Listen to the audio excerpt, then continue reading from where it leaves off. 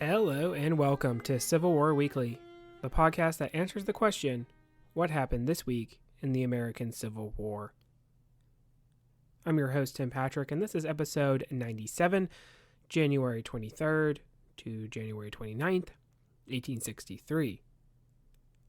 Last week, we had the famous Mud March, which closes out the Fredericksburg campaign.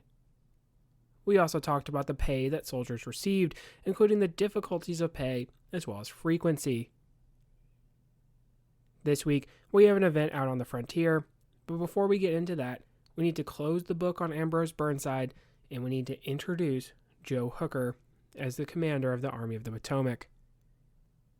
Before we get into the replacement of Burnside, though, we do want to just briefly mention, we talked about the last couple episodes, there is an extra Patreon episode, and that is a picture slideshow of Prospect Hill and the Slaughter Pen Farm area of the Fredericksburg battlefield. As mentioned before, I thought it went really well with Gods and Generals and pretty close to what we're talking about here in this month because we're still wrapping up Fredericksburg and we're still talking about Ambrose Burnside here. So if that sounds like something that would interest you, as well as our other content, memoir reviews, movie reviews that we've done in the past, there is a link to the Patreon in the show description. And of course, your continued support for the show is greatly appreciated. So last week, we had the final act in the story that was the command of Ambrose Burnside in the Mud March. Burnside would go to Washington and meet with Lincoln for the last time as the commanding general of the Army of the Potomac. Again, he would offer his resignation not only of the Army but also of his commission, seeking to return to civilian life if the president wished. Lincoln would want to confer with his advisors, Burnside apparently pointing out that if that happened, he would not accept his resignation. It's definitely a sharp contrast from sort of this, you're fine, everything's fine, just go back and do your job kind of mentality, like, yeah, I gotta think about it now, so it is a little bit different that we see here. But the president did accept the resignation and replaced Burnside with Joseph Hooker. Rather than civilian life, Burnside would be given a furlough, something he definitely needed, especially as mentioned, because of his mental state following Fredericksburg. He is going to continue to be in our story through the end of the war. So just sit tight on continued updates from Ambrose Burnside. It should be noted that Hooker was not trusted by the president, but he seemed to be the best available option. His battlefield record was a good one, and an aggressive, albeit ambitious leader was seemingly necessary for the Army of the Potomac. Hooker, for his part, would be inheriting an army that was low in morale and riddled with desertion, so this was not going to be an easy task.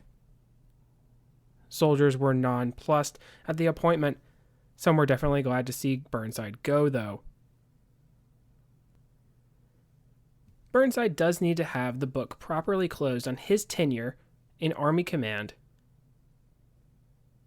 People often refer to him as one of the worst commanders of the Army, but let's remember Fredericksburg could have turned out fairly differently.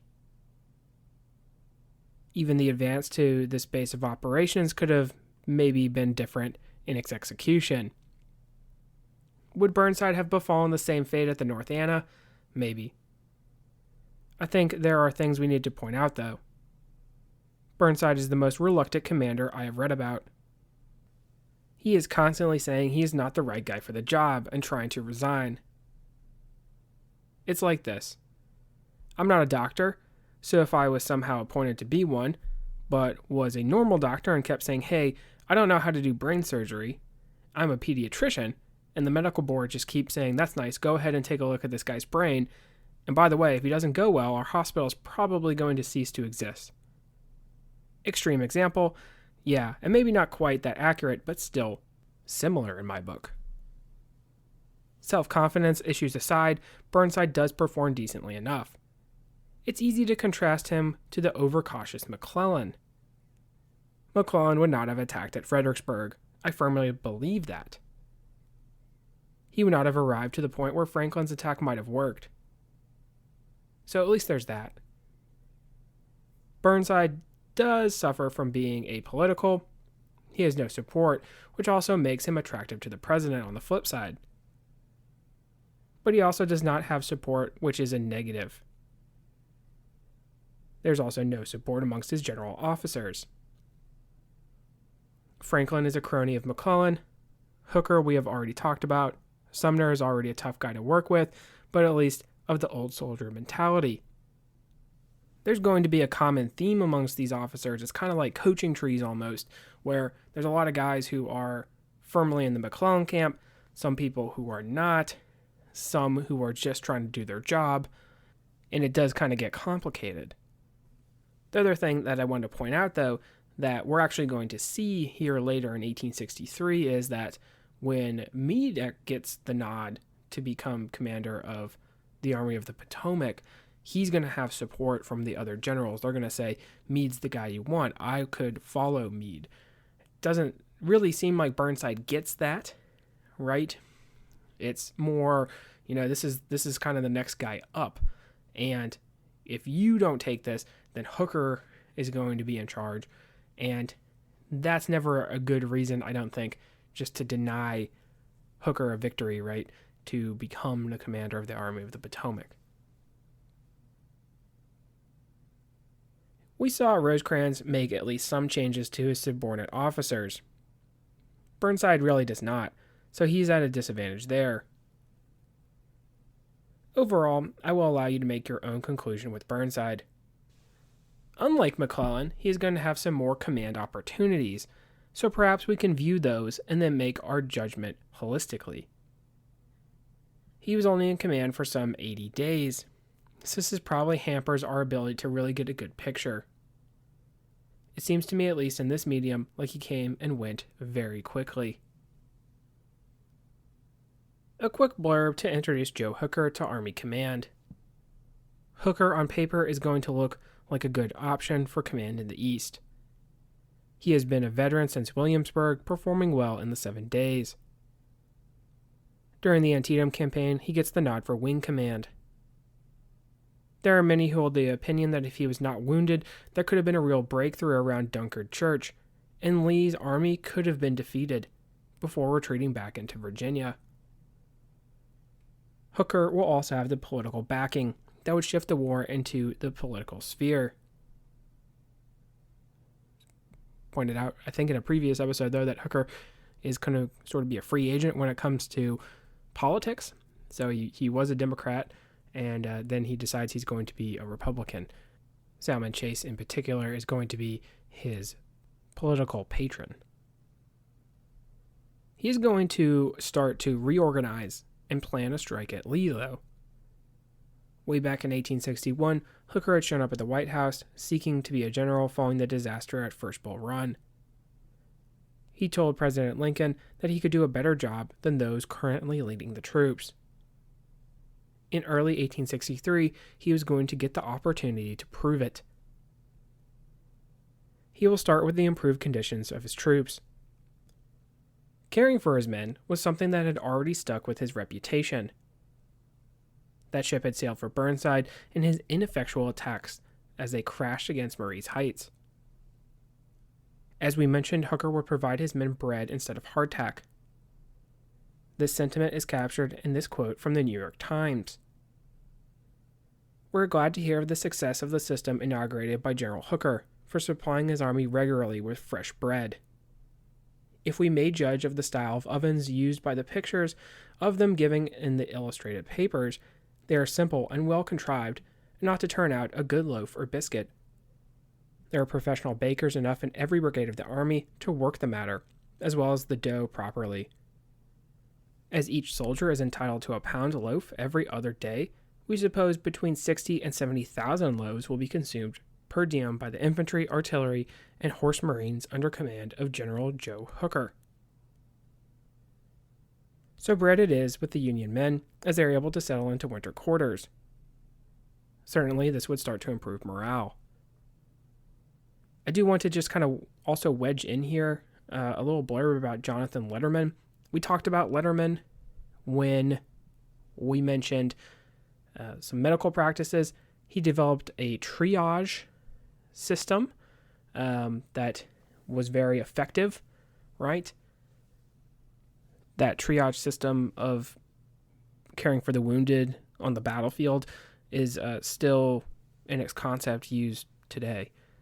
And he also is going to play a big part in, while the Army of the Potomac starts to retool itself, he's going to play a big part in making sure that the soldiers are going to be rested, exercised, and given the proper nutrition.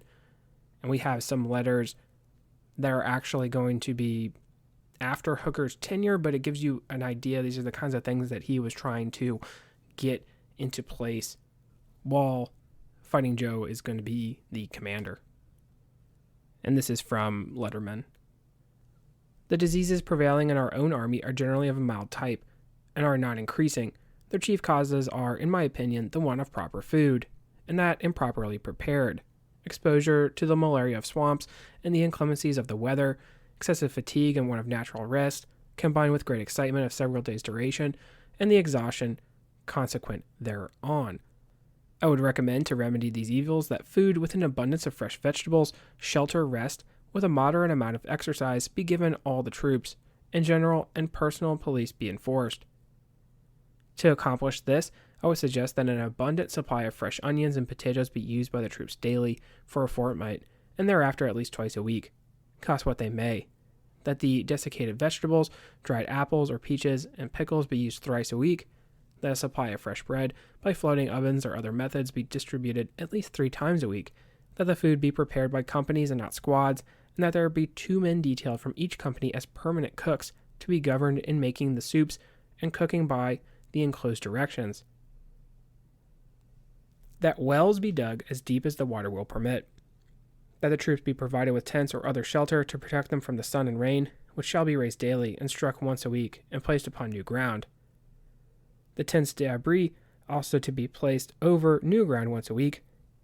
That the men be required to cut pine tops, spread them thickly in their tents, and not sleep on the ground.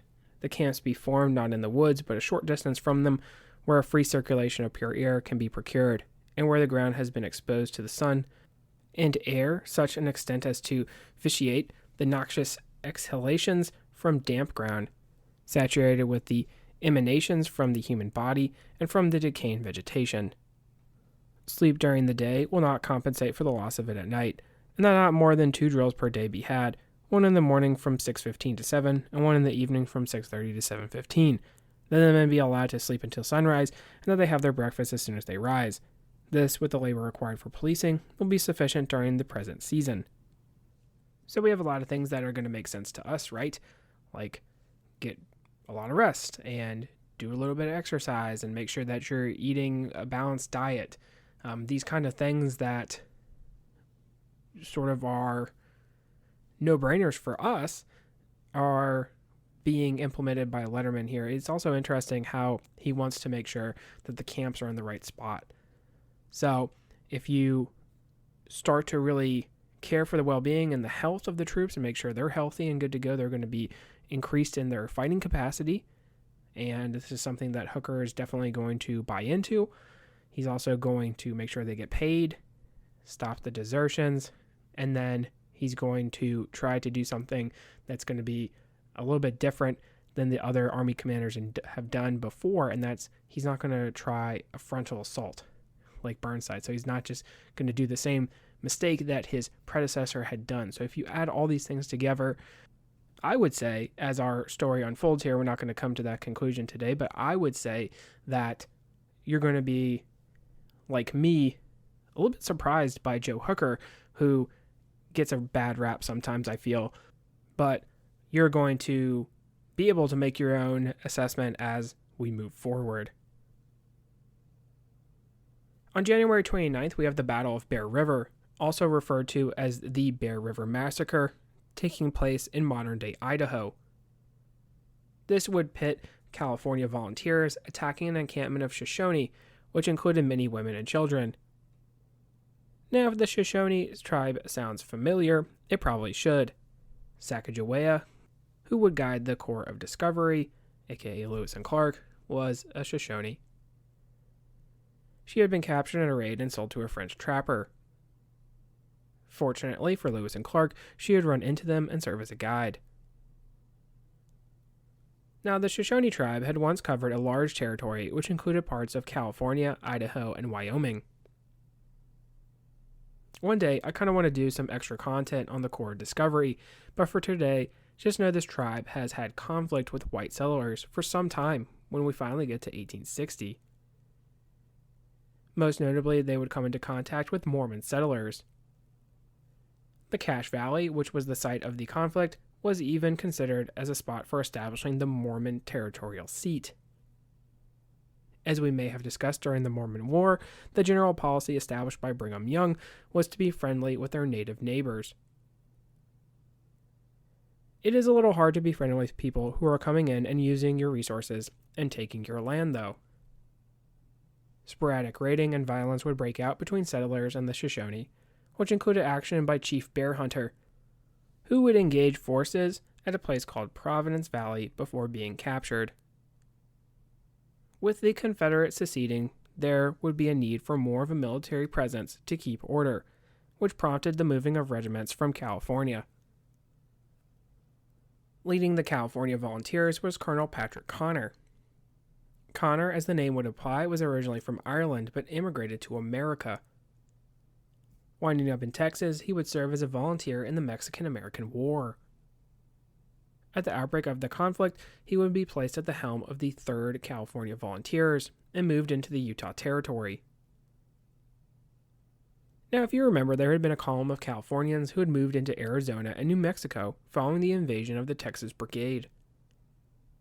Other volunteer units were seen as being necessary for the security of the territories. Not only was there a fear of native uprisings, such as has been the case in Minnesota, but there was also a fear of Confederate influence to the tribes and the area in general. We've talked about how the federal government is sort of going to have this little side eye at the Mormons and kind of be like, hey, you're not going to throw your lot into these guys, right? So they're always going to be wary of that. There had been an alliance with the tribes in the Oklahoma Territory, even though these were more affiliated with the South than those on the frontier. So if these individuals are sort of splitting up and breaking, and there is a good contingent that does fight for the Confederacy, then that could happen in other places. So it's something that the Union Army is going to want to avoid. It was not long ago that the Utah War had seen the federal government at odds with the Church of Latter-day Saints in this region. If any of these fears were to be realized, then it would mean that there would be a potential the western states would be cut off from the rest of the country. This, of course, would not be good for the Union and potentially an area for opportunity for the rebels. The Confederates being able to seize gold fields and open up new ports to receive foreign aid is something that Lincoln is going to have in his nightmares. Of course, this had been the goal of Sibley's invasion of New Mexico, if you remember. Connor and his men had already been dealing with quelling the Shoshone by the time 1863 rolled around. There were even warrants for the arrest of some of the natives for the murder of a miner in the area. Setting out in January of 1863, Connor would have under him some 300 men, cavalry and infantry, mounting a punitive expedition. He would mask the use of his cavalry by having them ride at night, while the infantry marched during the day. Still, the going was hard, and by the time the California Volunteers approached the Shoshone camp, many of them had frostbite. The Shoshone were not entirely ignorant of soldiers marching on their camp at Bear River. There were obstacles and breastworks made to hinder the enemy attacks. From recently found manuscripts, we have a first-hand account of the attack from a Sergeant Beach. When they had arrived at the position they occupy on the drawing, Major McGeary gave the commands to dismount and prepare to fight on foot, which was instantly obeyed. Lieutenant Chase and Captain Price then gave the command, forward, to their respective companies, after which no officer was heeded or needed. The boys were fighting Indians and intended to whip them. It was a free fight, every man on his own hook. Companies H and A came up in about 3 minutes and pitched in a like manner. Cavalry horses were sent back to bring the infantry across the river as soon as they arrived. When across, they took a double quick until they arrived at the place they occupy on the drawing. They pitched in California style, every man for himself, and the devil for the Indians. The colonel's voice was occasionally heard encouraging the men, telling them to take good aim and save their ammunition. Majors McGeary and Gallagher were also loud in their encouragement to the men.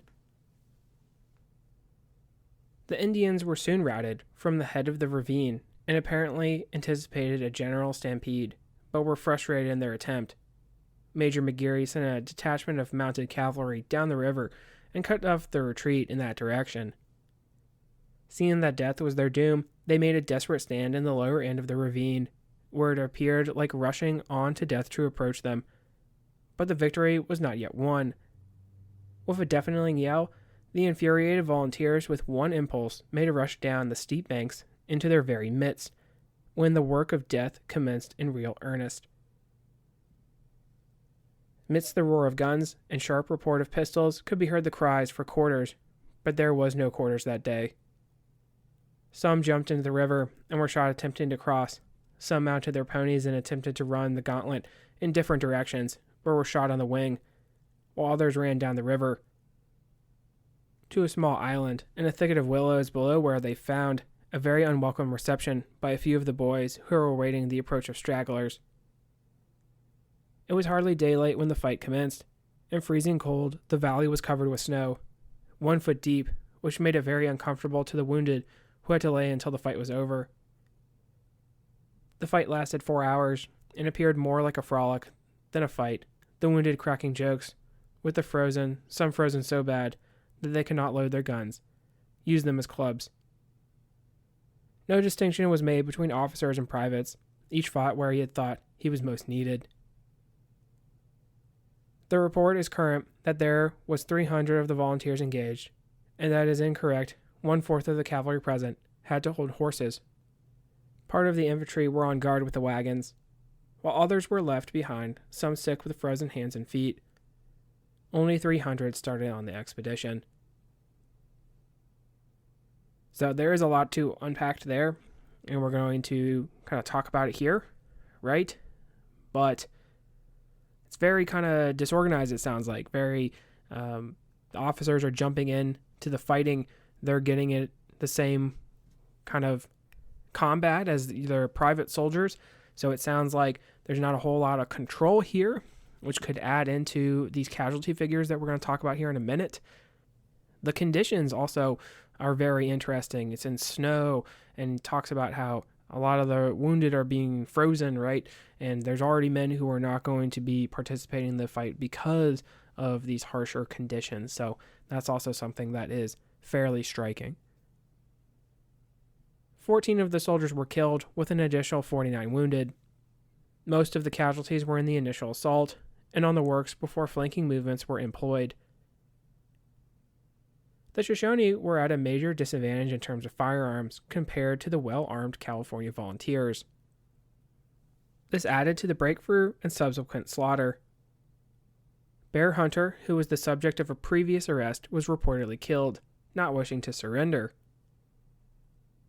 There are many accounts of exactly how many of the Shoshone were killed, but most of the estimates I have seen are in the area of 300, which of course unfortunately included many women and children. Bear River would thus become the largest massacre of natives on the frontier, outnumbering Sand Creek and Wounded Knee.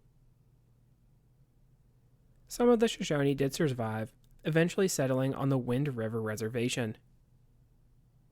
Connor and the California Volunteers would go on to participate in further action against tribes in the West. It's kind of sad when you're researching this kind of thing, right? You don't hear about Bear River that often. Wounded Knee and Sand Creek are two, more famous events that are both also unfortunate in that they are considered to be massacres against native peoples. You don't hear about Bear River, though, and that is striking when you're doing this kind of research where you find out about these things. And hopefully I was able to bring this to light and teach some of you listening out there about this, something that maybe you wouldn't have otherwise heard. So it is good to kind of talk about these things. We need to backtrack just a little bit to close out the episode and talk about Jefferson Davis giving his State of the Confederacy address. Now you may realize this is a little play on words because they left the Union, so you probably would not be able to have a State of the Union address.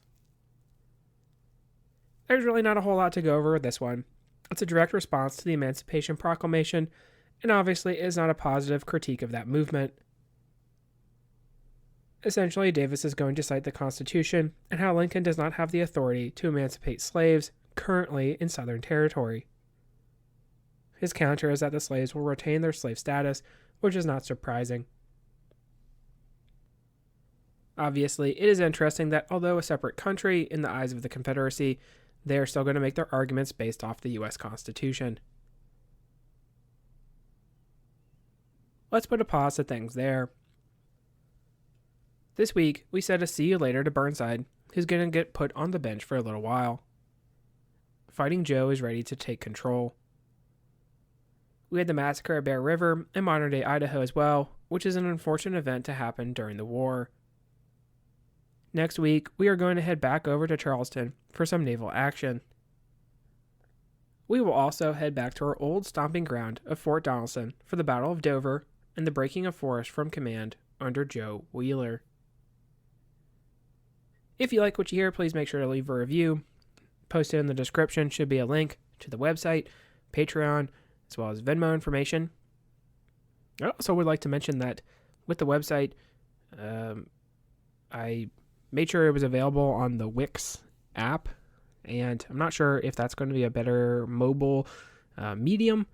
I think the website works in the way it's constructed without having to download this app, but maybe it would be easier with the Wix app, and that's going to be on the website. So if you want to check that out, there's a way to sign up on there. Once again, feedback is welcome. Questions, comments, concerns. The email is cwweeklypod@gmail.com. Thank you all so much for listening, and have a great week.